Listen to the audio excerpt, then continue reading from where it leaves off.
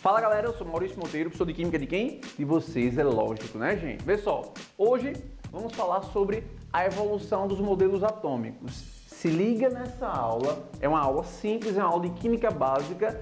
Vou contar um pouquinho da história do átomo até chegar onde? Ao modelo atômico que a gente vai trabalhar hoje, que é o modelo de Rutherford. Fica ligado nessa aula maravilhosa. Se liga aí.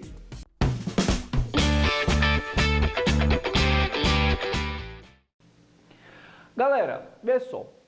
A gente está hoje tratando conceitos iniciais, a ideia inicial de átomo.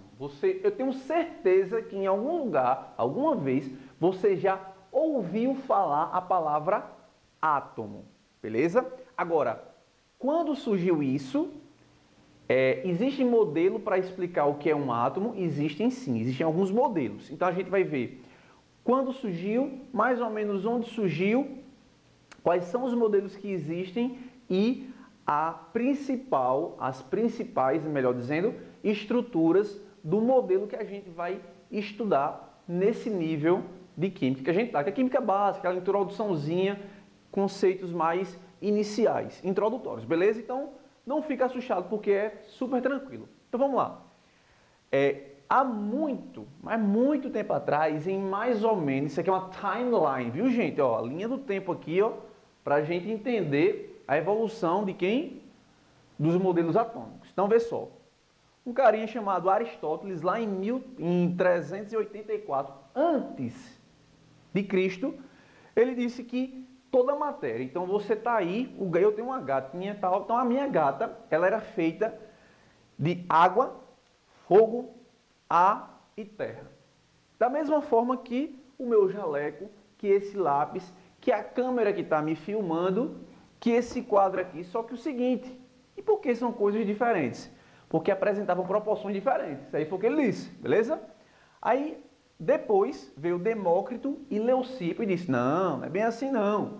Se a gente for dividindo a matéria em pedaços cada vez menores, a gente vai chegar em uma partícula tão pequena que não dá mais para dividir. Ora, se não dá mais para dividir, a gente disse que isso aí é indivisível. Ele disse isso, eles disseram isso. Então, átomo significa indivisível, beleza? Aí muitos anos depois, Dalton em 1803, depois de Cristo, disse o seguinte, olha, fez uma série de estudos, alguns experimentos. Eu estou contando aqui, gente, as partes principais, beleza? Para a gente não se ater muito aos detalhes, para o vídeo também não ficar muito longo, beleza? Então, Dalton, ele disse o seguinte, que a matéria, qualquer coisa, é feito por átomos, beleza?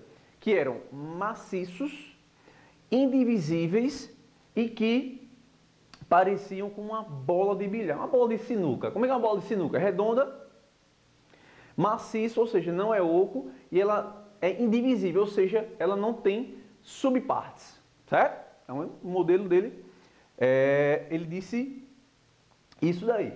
Então, se você pegar aqui, eu tenho um modelozinho, gente, aqueles kits de química, que a gente monta estruturas moleculares, substâncias como essas aqui. Então, Dalton disse o seguinte, que, por exemplo, cada átomo de um elemento químico diferente, esse conceito de elemento químico a gente vai ver depois, mas já estou adiantando, ele tinha massa, todos os átomos de um mesmo elemento químico. Por exemplo, eu estou aqui com uma molécula e esses átomos pretos aqui, essas bolinhas pretas, representavam átomos de carbono. Todos tinham a mesma massa, o mesmo tamanho e eram idênticos, tá? Hidrogênio, mesma massa, mesmo tamanho. E eles tinham esse aspecto aqui esférico e eles eram indivisíveis, tá? E juntos eles formavam as substâncias. Então, proporções e tipos de átomos diferentes formam substâncias diferentes. Então, basicamente isso. Vamos seguir. Só que Thomson, aí tá vendo essa linha vermelha aqui, galera? Até aqui, até o modelo de Dalton, acreditava-se que que a menor estrutura da matéria, que era o átomo, ele era indivisível. Só que em Thomson, analisando o comportamento elétrico de alguns materiais, ele disse, não, cara, peraí. Esse átomo, ele é feito por parecia com um pudim de passas. Por isso que o modelo foi batizado de pudim de passas. Então, ele tinha uma partícula, ele era uma massa positiva e era cheio, incrustado de partículas negativas que foram chamados de elétrons. Então, esse modelo aqui explicou alguns fenômenos naturais, como o processo de eletrização, a corrente elétrica. Se você leva um choque hoje, você leva porque está passando carga do material para você, de maneira bem simplória. Então, ora, quer dizer então que o átomo ele não é indivisível, ele é o quê? Divisível. Divisível em quê? Em partículas positivas e negativas. Até então, era mais ou menos isso que se tinha a ideia, né? Rutherford, em 1911, esse cara fez uma série de experimentos. E aí ele concluiu que ele criou um modelo. Gente, fica ligado numa coisa, ó. Modelo é uma representação de algo, não é a coisa em si, é uma representação, tá? É uma aproximação. Então, ele criou o seu modelo, chamou esse modelo de sistema solar. E quais eram as características desse modelo? Vocês percebam que as partículas negativas, que aqui eu dei até um zoom para cá, vamos para cá. Ele apresentava 3 partículas subatômicas. Então, tinha os prótons ficavam em uma região chamada, essa região aqui, eu vou botar até de azul para destacar, tinha um nome específico. Ó, se ela ficava no meio, no centro, essa região era chamada de quê? Núcleo. Núcleo do átomo. E no núcleo tinha o quê?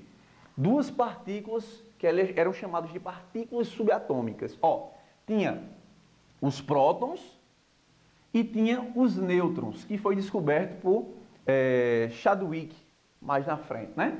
Para complementar o modelo de Rutherford. Então, eu tinha prótons e nêutrons.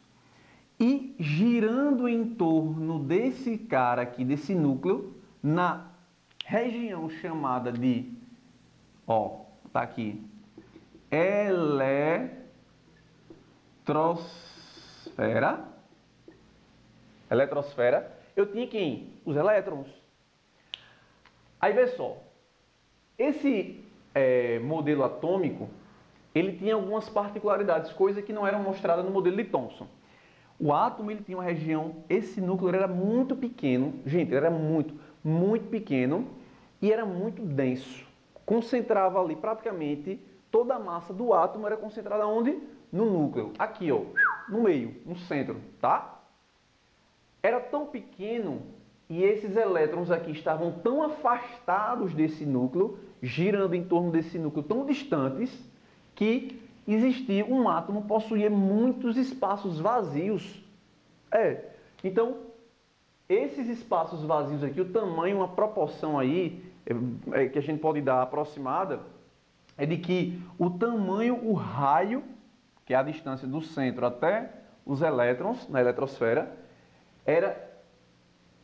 esse raio era cerca de 10.000 a 100.000 vezes maior que o núcleo. Diga aí, imagina aí, o Maracanã, o estádio Maracanã, e uma bola de ping-pong no meio de campo. Então aquela bola seria o núcleo e a arquibancada geral, aquela lá mais externa que tem, seria a eletrosfera, onde estariam os primeiros elétrons. Diga aí, muito longe, muitos espaços vazios entre o núcleo e os elétrons na eletrosfera, né? Então vê só.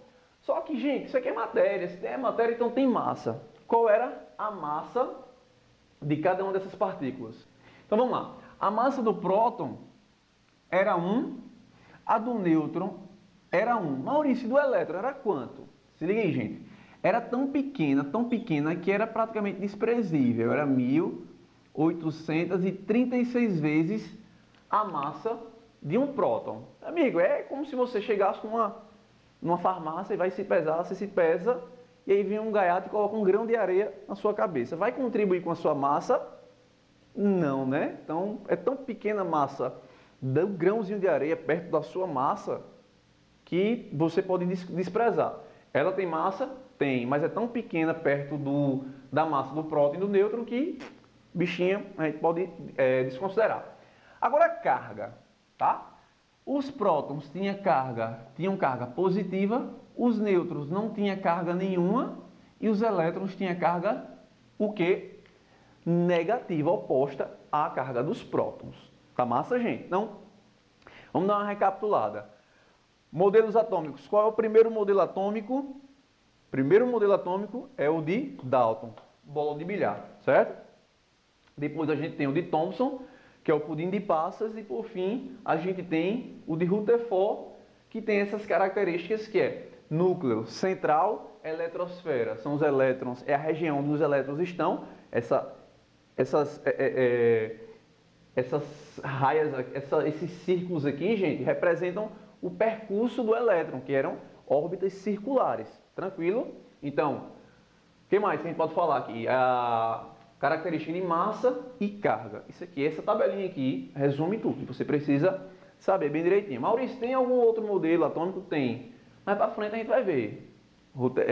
De Rutherford-Bohr, vamos ver o modelo de Summerfield, mas por hora a gente vai ficar com isso aqui, tá, gente? Então, anota bem bonitinho no seu caderno e vamos para algumas questões em breve, tá bom? Então, um fortíssimo abraço. Se você gostou desse vídeo, achou massa, quer que eu continue, vem aqui, dê o seu joinha, dê o seu like. Se você ainda não é inscrito no canal, vem aqui em cima, é de graça, não vai pagar R$1.